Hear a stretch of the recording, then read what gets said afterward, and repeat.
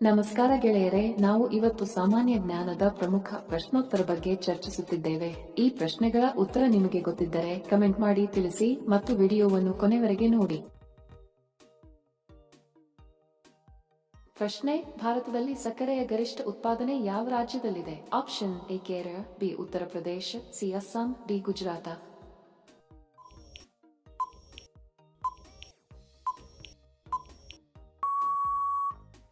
ಸರಿ ಉತ್ತರ option B Uttar Pradesh. ಪ್ರಶ್ನೆ: ಯಾವ ನಗರವನ್ನು ಭಾರತದ ಹೆಬ್ಬಾಗಿಲು ಎಂದು ಕರೆಯುತ್ತಾರೆ? Option A Hyderabad, B Chennai, C Bengaluru, D Mumbai.